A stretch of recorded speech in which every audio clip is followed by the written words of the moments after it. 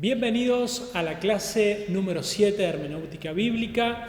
Vamos a comenzar con la unidad número 2, la hermenéutica especial. Estamos en la página 24 de sus manuales.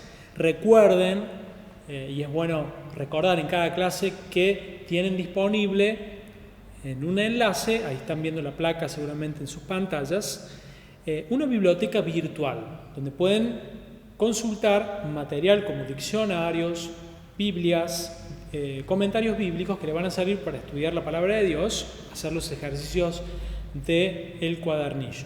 bibliohermevirtual.blogspot.com. ¿Está bien? bibliohermevirtual.blogspot.com. En la clase 4, allí les enseño cómo ingresar a ese enlace, a esa página y poder descargar el material y otros recursos.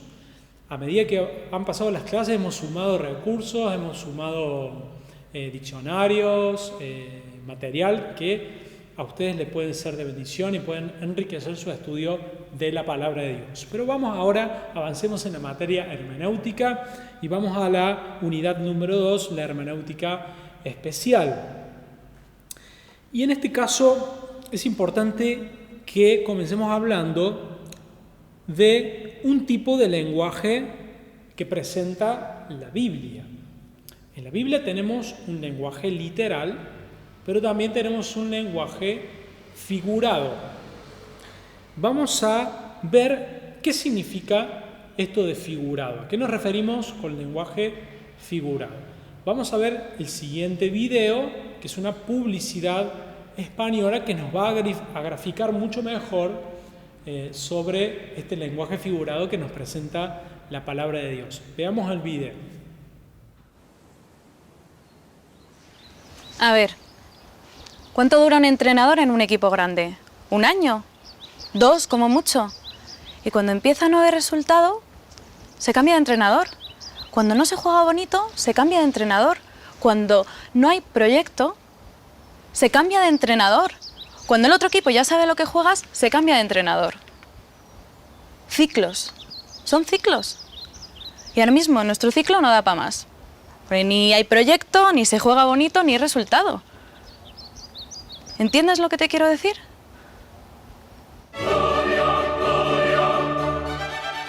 Líbero, la revista que a través del fútbol habla sobre cultura, estilo, nostalgia y muchos temas más. Muy interesante este video que, como vemos, aquí tenemos a estas mujeres que intentan explicarle algo a sus esposos, a sus maridos, a sus parejas, a través de otro mensaje que es el lenguaje futbolístico. Entonces, les enseñan que tienen que sacar la basura a través de un lenguaje futbolístico para que los hombres puedan entender, puedan comprender qué es lo que tienen que hacer. ¿Qué hacen estas mujeres al hablarles de fútbol? Pero en realidad están hablando de tareas del hogar o cosas de relaciones familiares, otros temas. No hablan de ellas, no quieren hablar de fútbol, pero hablan de fútbol en lenguaje figurado para hacerles entender otro tema a estos hombres. ¿Qué hacen estas mujeres? Bueno, ponen en operación lo que nosotros llamamos lenguaje figurado. ¿Está bien? Lenguaje figurado. ¿Qué es el lenguaje figurado? El lenguaje figurado se da cuando una palabra expresa una idea en términos de otra. Nosotros utilizamos el lenguaje figurado en nuestra habla coloquial constantemente. Fíjense, allí en el manual tienen un dibujo, una figura que un chico le está regalando a una chica algo y que supuestamente tuvo un costo bastante elevado el regalo, pero no le dice eso, le dice: me costó un ojo de la cara.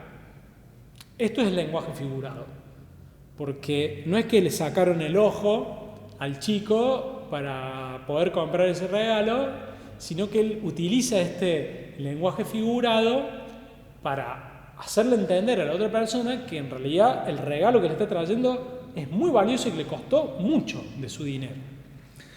Para eso sirve el lenguaje figurado. Veamos otros ejemplos. El hermano, nosotros decimos, este hermano es un pan de Dios, esta persona es un pan de Dios. No significa que está hecho de pan la persona, no lo podemos tomar de forma literal, sino que se utiliza el término pan de Dios para expresar que el hermano es muy bueno.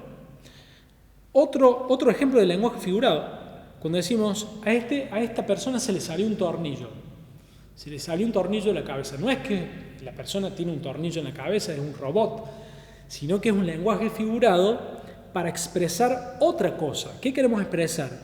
Que esta persona tiene falta de razón, que está media ida de razón.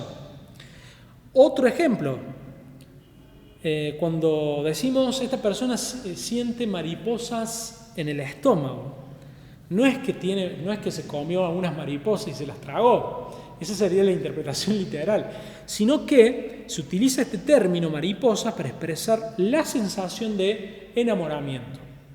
Bueno, ven cómo utilizamos constantemente el lenguaje figurado. He escuchado, por ahí escuchamos que dicen estoy hecho percha, estoy en el horno. Expresiones figurativas que utilizamos constantemente, que en la Biblia también aparecen estos lenguajes figurados que en realidad nos quieren decir otra cosa. ¿Cuál es el problema en la interpretación? El problema surge cuando interpretamos mal, es decir, cuando interpretamos de forma literal un lenguaje figurado. Entonces tenemos que aprender nosotros a discernir como intérpretes de la palabra de Dios, como estudiantes de la palabra de Dios, dónde está funcionando, dónde se pone en funcionamiento el lenguaje figurado y dónde no. Es decir, cuándo es literal lo que está expresando ese escritor de la Biblia y cuándo es figurado y nos quiere decir otra cosa. Bueno, veamos. Esto que digo no es muy sencillo de hacer en algunos pasajes de la Biblia. En algunos es sencillo porque la figuración es tan extrema que nosotros sabemos que no está hablando literalmente, pero en otras partes de la Biblia el lenguaje figurado y literal parecen entremezclarse y no sabemos si está hablando literal o figurativamente. Ahora, ¿para qué sirve el lenguaje figurado? ¿Por qué vemos el lenguaje figurado en la Biblia? Lo podemos ver en los libros poéticos. Tenemos un montón de lenguaje figurado en Salmos, en Proverbios, en Eclesiastés, en Cantar de los Cantares. Lo tenemos ese lenguaje figurado también, o más quizá simbólico, en Apocalipsis o en los libros escatológicos como Daniel, por ejemplo. Vemos mucho lenguaje figurado también en los profetas. Vemos lenguajes figurados en algunas enseñanzas, algunas parábolas de Jesús. Aparece mucho el lenguaje figurado. Tenemos que aprender que el lenguaje figurado no debe ser interpretado literalmente, es decir, no podemos hacer doctrina de un lenguaje figurado y podemos decir esto es lo que hay que hacer, porque en realidad el escritor no tenía ese propósito de expresar literalmente el lenguaje figurado, sino de mostrarnos y enseñarnos otro tema a través del lenguaje figurado. Ya vamos a ir cavando en este asunto. ¿Pero por qué se usa el lenguaje figurado? Bueno, para introducir una idea novedosa o para darle fuerza a esa idea que se quiere introducir, para comunicar cierto matiz de significado, pero también para darle belleza. Y ahí están las metáforas que se usan en los poemas, en los poemas que encontramos en los salmos, para darle belleza con un fin estético, para suavizar algún pensamiento o hacerlo aceptable, por ejemplo, en las parábolas. Bueno, y encontramos que el lenguaje figurado, dentro del lenguaje figurado hay muchos componentes. Y esos componentes son figuras literarias, modismos, tipos, símbolos y parábolas. Vamos a estudiar cada uno de ellos y vamos a aprender a identificarlos y poder interpretarlos en la palabra de Dios. Vamos a la primera figura literaria, estamos en la página 25, ahí ven la placa. La primera figura literaria, el símil o la comparación. Aquí vamos a ir rápido, porque seguramente esto lo han estudiado en el secundario, en la materia de lengua y literatura, cuando vieron los recursos literarios. Pero bueno, vamos a traer un poco más de luz sobre este asunto, pero vamos a ir rápido.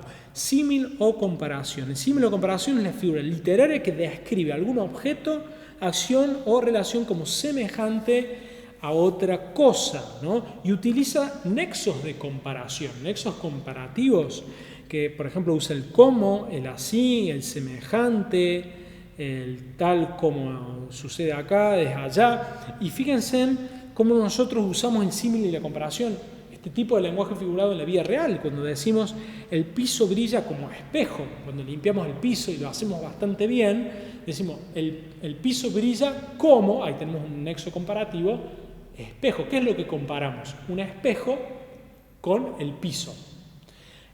Juan es tan alto como la jirafa. Aquí tenemos la placa. Juan es tan alto como una jirafa. No estamos diciendo que Juan es una jirafa.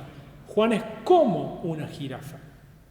¿Qué estamos queriendo comparar? Comparamos a Juan con la jirafa porque los dos son altos. Lo que queremos decir es que Juan es alto. Entonces lo comparamos con algo alto que es la jirafa. Decimos, este colchón es duro como una piedra. Y Pedro es tan veloz como el viento. Cuando vemos que alguien corre rápido, es veloz como el viento. Entonces, ese es un símil y comparación que vamos a encontrar en versículos, por ejemplo, en Proverbios 26:1, que dice, ¿cómo no conviene la nieve en el verano, ni la lluvia en la siega? Así no conviene al necio la honra. Esto es un proverbio donde se está comparando la nieve en el verano, que no conviene a la siega, así tampoco la honra le conviene al necio. Mateo 23:27, también ahí tiene otro ejemplo, y en 1 Pedro 1:24 dice, toda carne es como hierba. Toda carne es como hierba. No está diciendo que es hierba, sino como hierba. Está comparando. ¿Qué está queriendo decir aquí? La hierba es muy efímera, se acaba rápido, es mala. La hierba, a ver, le podemos dar muchas características a la hierba. Bueno, así como tiene todas esas características, la hierba que un día está y el otro día no, y pasa un viento y se la lleva. Bueno, así es la vida de las personas, así es la carne. Un día estamos y al otro no. Está haciendo una comparación de que somos tan, quizá efímeros como la hierba, somos tan parecidos a la hierba sobre nuestra durabilidad, sobre nuestra resistencia, que no es muy buena. Por eso necesitamos a Dios, ¿no? Seguramente Pedro nos está llevando a confiar más en Dios, a buscar más en Dios, porque nosotros un día estamos y el otro no. Bueno, esa es la comparación, el símil y la comparación que siempre vamos a encontrar como una figura literaria que no debemos tomar como forma literal, sino como algo que el escritor nos está enseñando, hay una enseñanza detrás de esa comparación. ¿Está bien? ¿Cuál es la enseñanza detrás del versículo? Toda carne es como hierba. ¿Cuál es la enseñanza? Que toda carne es efímera y pasa de un día a otro, como la hierba, como la flor del campo, que un día está y el otro no, porque viene un viento y la arranca. Así somos frágiles los seres humanos delante de Dios. Ese es el mensaje que quiere compartirnos Pedro. Segunda figura literaria, la metáfora. Esta figura indica el parecido entre dos cosas muy diferentes, declarando que una de ellas es la otra. ¿Bien? Una de ellas es la otra. Nosotros utilizamos una metáfora muy conocida, que el tiempo es oro, decimos nosotros. El tiempo es oro. Ahora, literalmente, ¿el tiempo es oro? No, el tiempo es tiempo. El tiempo es algo abstracto. El tiempo es algo que no lo podemos tocar. El oro es otra cosa. El oro es un sistema de valor. que puede ser tocado. Sin embargo, nosotros decimos el tiempo es oro. Y esto es una metáfora. ¿Qué quiero decir? ¿Cuál es la enseñanza detrás de esta metáfora, este lenguaje figurado? Que el tiempo es valioso, que tenemos que aprovechar el tiempo, que tenemos que poder recuperar el tiempo, porque el tiempo es valioso y vale, y cada minuto de nuestra vida es importante. Eso es lo que quiere la enseñanza que se quiere dar detrás de una metáfora. Entonces, cuando nosotros vayamos a la Biblia y encontramos una metáfora, una figura, no extraigamos su literalidad, lo literario, sino la enseñanza que hay detrás de esa figura. Y vamos en Isaías 47, vemos que dice lo siguiente el profeta: ciertamente hierba es el pueblo. Volvemos acá a lo que decía primero Pedro, ¿no? Ciertamente hierba es el pueblo. Ahora, la hierba y el pueblo son dos cosas totalmente diferentes. No tienen características parecidas. El pueblo es una cosa y la hierba es otra. Pero al decir que el pueblo es hierba, estamos diciendo que el pueblo, muy parecido a lo que decía Pedro, el pueblo es tan efímero como la hierba. Un día está, el otro día no está. Juan 6:35, yo soy el pan de vida, dice Jesús. Jesús y el pan no tienen ninguna relación. Una cosa es el pan y otra cosa es Jesús. No tienen ninguna relación en sentido de materialidad lo uno con lo otro, ¿no? Pero ¿por qué Jesús dice que Él es el pan de vida? Esta figura literaria, que es la metáfora que usa Jesús, la utiliza para enseñar que Él es el alimento espiritual de todo cristiano, de todo creyente, que debemos alimentarnos espiritualmente de Jesús. Pero no está diciendo que cuando comemos el pan en la Santa Cena estamos literalmente comiendo a Cristo. No dice eso, porque eso sería tomar el texto de forma literal. Tenemos que entender cuál es la enseñanza detrás de ese lenguaje figurado. Lucas 13:32 dice: id y decid a aquella zorra, haciendo referencia a Herodes. Jesús dice eso. Ahora, Herodes y la zorra no tienen nada que ver, uno es un animal y otro es un ser humano. Pero ¿cuál es la enseñanza que Jesús quiere decirnos a través de este lenguaje figurado? Es que Herodes es un animal, es una zorra, que era un animal considerado traicionero, un animal salvaje. Lo dijo en forma despectiva Jesús, refiriéndose a Herodes. Entonces, cuidado con tomar las metáforas literales. Aquí un secretito que les doy. La diferencia entre el símil y la comparación, y la diferencia con la metáfora, es que el símil y la comparación siempre lleva un nexo comparativo. El cómo, el así, pero la metáfora directamente no lleva un nexo comparativo. Bueno, la tercera figura es la ironía. Bueno, la ironía también se da en la Biblia.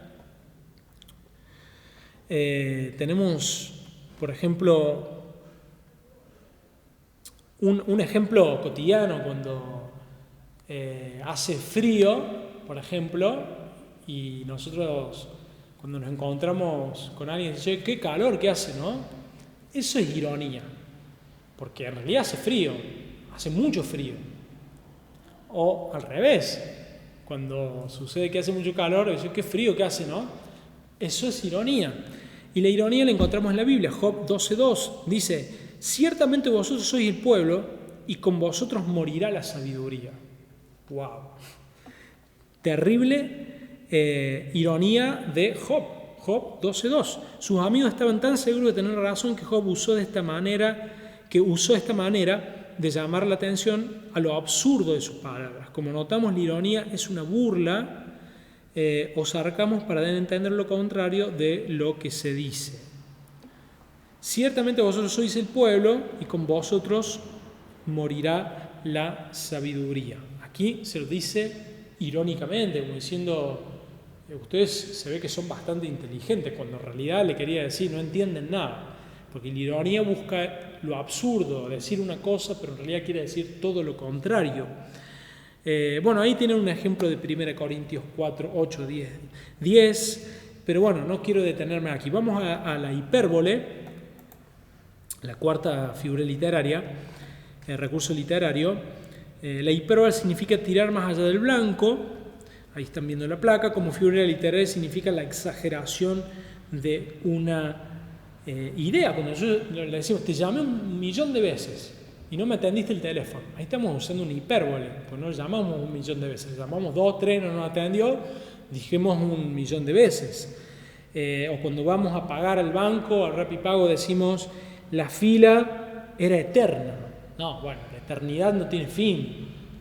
Quizá había 3, 4 personas delante tuyos, pero no significa que sea eterna. Pero usamos la hipérbole para exagerar, para traer, para por ahí agrandar una idea, una expresión. Y en Juan 21, 25 encontramos una hipérbole. Y hay también muchas cosas que Jesús hizo, las cuales si se escribieran una por una, pienso que ni aún en el mundo cabrían los libros que se habrían de escribir. No, sí cabrían en los libros. Esto es una hipérbole para decir que Jesús hizo muchas cosas, pero sí cabrían en los libros, porque hay suficientemente libros para escribir todo lo que Jesús hizo en 3 años. Esto es una exageración, pero que nos enseña, hay una enseñanza detrás de todo el lenguaje figurado. Y en este caso es para decirnos que Jesús hizo muchas cosas, ¿está bien? No todas están registradas, pero hizo muchas cosas. La personificación. La personificación existe cuando características personales se atribuyen a los animales, las plantas, las cosas sin vida. Expresiones como el amor golpeó a mi puerta. Le atribuimos al sentimiento amor, le atribuimos una característica humana que es golpear una puerta. Eso no lo puede hacer el amor. El amor no puede literalmente golpear una puerta. Eso lo hacemos nosotros, los seres humanos, los que tenemos extremidades para poder, pero no el amor. Cuando decimos el día me sonríe, eso es una personificación porque le damos al día la capacidad de sonreír que solo la tenemos los seres humanos. Y esto lo encontramos mucho en Isaías 55:12. Dice, los montes y los collados levantarán canción. No podemos pensar literalmente que los montes y los collados algún día van a cantar y van a entonar estrofas. No podemos pensar que los montes y los collados levantarán canción. Eso es una metáfora, es una personificación, porque le atribuye a los montes y los collados características propias de los seres humanos, que son los que podemos cantar o entonar una canción. Proverbios 1, 20, 23, la sabiduría es personificada, dice Salomón, la sabiduría clama en las calles, alza su voz en las plazas. No es que la sabiduría anda por las calles clamando y alzando su voz, sino que aquí da la idea de que la sabiduría de alguna forma está próxima a todos, que todos pueden acceder a la sabiduría, ¿no? Al temor de Jehová. Pero eso no significa que la sabiduría ande clamando como clamaría un hombre en una calle. Números 26:10, y la tierra abrió su boca y los tragó a ellos y a Coré. Cuando aquel grupo murió, cuando consumió el fuego a 250 varones para servir de escarmiento. La tierra abrió su boca. Aquí vemos una personificación muy poderosa. No es que la tierra tiene boca, la tierra no tiene boca. La boca la tenemos los hombres, los animales, pero no la tierra. La tierra no puede abrir, no tiene boca. Seguramente acá hubo un terremoto, se abrió la tierra y Coré fue tragado por la tierra. Pero no es que la tierra tuvo una boca. Entonces aquí vemos una personificación para darnos a entender lo que sucedió con Coré y todas sus familias. Cuando Jesús dice que si nosotros no predicamos, las piedras clamarán, no significa, aquí lo dice en lenguaje figurado, no significa que las piedras van a clamar y van a hablar. No significa eso. Si lo tomamos de forma literal, sí, pero lo tenemos que tomar de forma figurativa, porque lo que Jesús está utilizando aquí es una personificación. Está diciendo, si ustedes no lo hacen, otros lo van a hacer. No se preocupen, si ustedes no lo hacen, va a haber gente que sí lo va a hacer, gente que está escondida como si fuera una piedra en medio del mar, por ejemplo, ¿no? Eso, detrás de cada lenguaje figurado hay una enseñanza que tenemos que aprender a extraer y no a interpretar literalmente. Bueno, después tenemos el eufemismo. El eufemismo es una figura que consiste en expresar con suavidad o decoro una idea que bien podría ofender a los lectores y oyentes. Bien, cuando nosotros decimos voy al baño, por ejemplo, o tengo que hacer las necesidades, o hacerlo primero o lo segundo, estamos diciendo de una forma decorosa otra cosa que vamos a hacer en el baño. No sé si se entiende el eufemismo en mis frases. Cuando decimos, por ejemplo, es una persona mayor, estamos usando un eufemismo para no decir que es ¿ustedes saben qué? Bueno, en Deuteronomio 23:13 leemos una expresión que dice, cuando estuvieres allí fuera. Pero en el hebreo vemos que dice cuando te sientes, ¿no? Y las dos expresiones son eufemismos para evitar el uso de la palabra defecar, porque no quiere utilizar la palabra defecar porque es media chocante, ¿no? ¿Verdad? Defecó. Y hay otras palabras mucho más chocantes que podrían utilizarse. Dice se sentó. Cuando se sentó es porque estaba haciendo sus necesidades. Primera Reyes 18:27, Elías se burla de los seguidores de Baal diciendo, según la versión antigua, quizá tiene algún empeño. Y según la revisada dice, tiene algún trabajo. En realidad lo que estaba haciendo es defecando, eso tiene algún empeño, algún trabajo, estaba defecando. Esto es un eufemismo. Y nosotros conocemos el eufemismo clásico en la Biblia, que es conoció. Adán y Eva conoció a su mujer. Abraham conoció a Sara. Cuando Abraham conoció a Sara, nació Isaac. ¿Qué es conocer? Conocer es tener relaciones íntimas. Conocer, no todo lo conocer en la Biblia. En su contexto particular, cuando se usa como una figura literaria, en este caso el eufemismo. Génesis 29:17 dice, y los ojos de Lea eran delicados, pero Raquel era de bella figura y hermoso parecer. ¿Qué quiere decir delicados? ¿Qué quiere decir delicados? Este es un eufemismo que usa el autor de Génesis para no decir que Lea era de feo aspecto físico y que probablemente tenía un problema de... sus ojos eran viscos, era visca, y bueno, para no decir eso, que era una visca o que era de feo aspecto, dice de ojos delicados. Ese es un eufemismo. Un eufemismo suaviza ciertas palabras. 7. La paradoja. La paradoja, y ya terminamos, expresa algunas verdades aparentemente contradictorias en una sola oración o muy cerca la una de la otra. Bien. Sócrates dijo la famosa paradoja, solo sé que no sé nada. Entonces, ¿sabés o no sabés? Sé, en realidad sé algo, pero lo que sé es que no sé nada. Eso es una paradoja. Tengo todo y no tengo nada. Eso es una paradoja. Tenés todo, pero a la vez no tenés nada. Eso es una expresión paradojal. Fíjense cuando nosotros decimos, estoy enfermo pero me siento bien, eso es otra paradoja. Si estás enfermo es porque no te sentís bien. No te sentís bien, te sentís cansado, afiebrado, te duelen los huesos, te duele la garganta, no sé. Estoy enfermo pero me siento bien. Eso es una gran paradoja. Yo cuando escucho hablar, estoy enfermo, me siento bien, digo, pero me estás usando una figura literaria. Yo no puedo tomar eso de literal. Yo, ¿qué tengo que sacar detrás de la enseñanza detrás de la paradoja? Que dentro de lo mal que se siente, está más o menos bien. Se siente mal, pero algo más o menos no se siente mal que otros. No tan mal para estar internado, quizás sí para quedarse en la casa.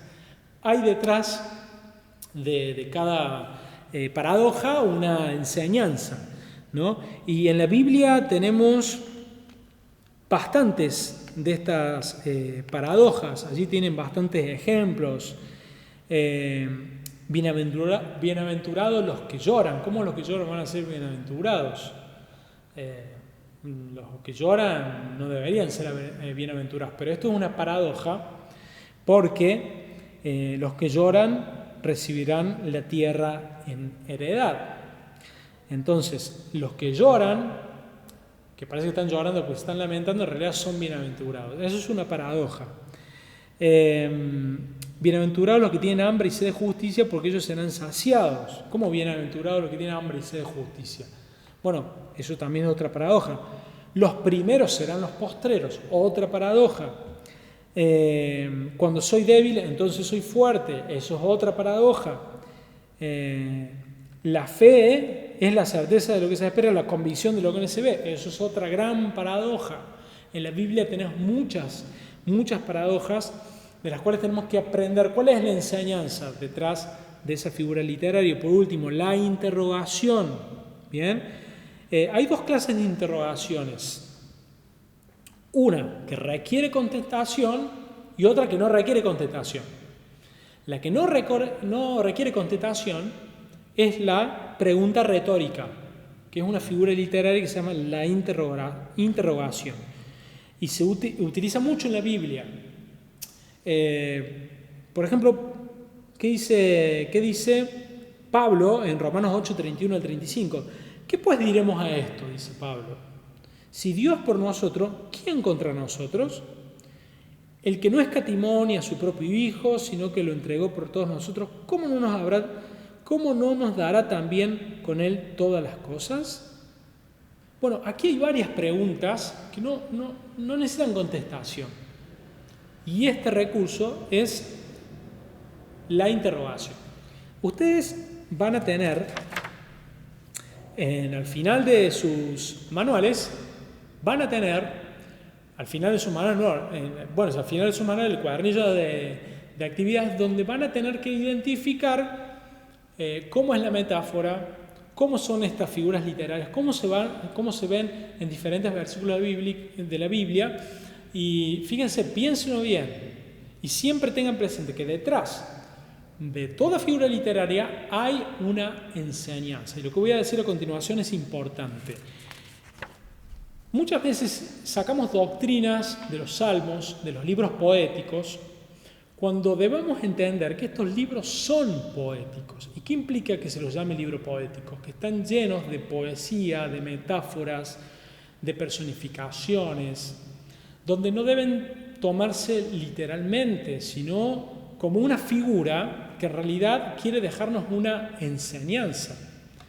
Si nosotros sacamos de estos libros doctrina y decimos, este versículo hay que sacarlo literalmente y esto es lo que hay que hacerlo de este modo.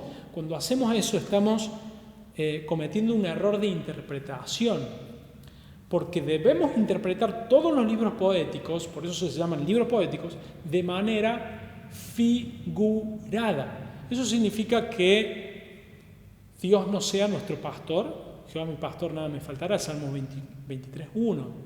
Eso significa que Dios no sea tu pastor. Dios no es tu pastor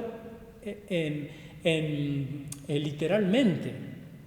Dios es aquel que te guía como un pastor. Es aquel que te cuida como un pastor lo hace con sus ovejas. Pero él no es un pastor, él es Dios. Pero sin embargo, David dice, Jehová es mi pastor. Esta es una metáfora que nosotros tenemos que aprender a decir, a ver, ¿qué hay detrás de eso?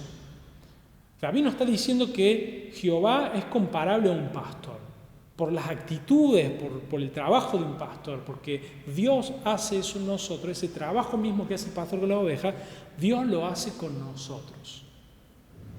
Es muy importante no tomar los libros poéticos de forma literal y hacer doctrina de ellos, sino encontrar cuál es el mensaje figurado que aparece detrás de cada porción bíblica de los libros poéticos, como también detrás de las parábolas, de los símbolos y de otros lenguajes figurados que seguiremos estudiando. Por ejemplo, los modismos hebraicos. Hay muchos modismos que podemos utilizar. Lean, por ejemplo, los modismos que hablan de lo absoluto por lo relativo. Lean, por ejemplo, el modismo de filiación, el modismo de tiempo, donde van a ver cómo muchas veces se malinterpreta el uso literal. Y les voy a dar un ejemplo. En los modismos de tiempo, estoy en la página 33, dice Éxodo 3:15, este es mi nombre para siempre, en él se me recordará por todos los siglos. Bien, Génesis 3:22, ahora pues, que no alargue su mano y tome también del árbol de la vida y coma y viva para siempre. Estos para siempre, que se utilizan por todos los siglos, para siempre, este tipo de expresiones se usa también en un sentido limitado. Uno dice para siempre, que es para siempre, es decir, que no tiene fin. Sin embargo, se hace un uso literal y con un sentido limitado. Aquí los encontramos de forma literal y que están bien utilizados. Pero cuando vamos a Isaías 60:15, haré que seas una gloria eterna, el gozo de todos los siglos, le dice el Señor a Israel. Éxodo 12:14, y este día os será en memoria y lo celebraréis como fiesta solemne para Jehová durante todas vuestras generaciones por estatuto perpetuo. No, hasta que se terminó el antiguo pacto. Después, esas celebraciones propias del antiguo pacto no iban a perdurar. Pero aquí se usa este modismo de tiempo, dando a entender eternidad, cuando en realidad tiene un uso limitado. Bueno, lean bien. Quizá esto es importante, pero no tanto como lo otro que venimos viendo. Por eso los dejo para que ustedes los lean en sus hogares, lo estudien. Y nos queda ver, por último, el antropomorfismo. El antropomorfismo, ¿qué es el antropomorfismo? Esta palabra está compuesta por dos voces griegas, antropos, hombre, y morfes, forma. Juntas las palabras significan en la forma de hombre, ¿no? Y el modismo llamado así consiste en hablar de Dios usando las palabras propias solo para el hombre. Decimos que Dios es espíritu y como espíritu no tiene cuerpo ni miembros corporales, pero nosotros leemos en la palabra de Dios que aparece el dedo de Dios en Éxodo 8:19. Aparece los ojos del Señor. Moisés habló con Dios cara a cara. Dice que Dios se arrepintió. El arrepentirse es de haber creado la creación. El arrepentirse es algo propio, un sentimiento propio del ser humano. Después dice que Dios, Génesis 18:21, representa a Dios como quien necesita ver para saber, ver. Se le adhiere al Señor ojos, cuando en realidad Él es espíritu. Salmo 18:11 habla de Dios dentro de su escondedero, como una cortina alrededor de Él. Entonces, las razones por las cuales se utiliza este tipo de lenguaje para hablar de Dios, donde se le asigna características humanas, sentimientos humanos a Dios, Las razones del por qué se emplean estos motivos son las siguientes. Para hablar de los actos de Dios tenemos que usar palabras tomadas de la experiencia humana. Es muy natural.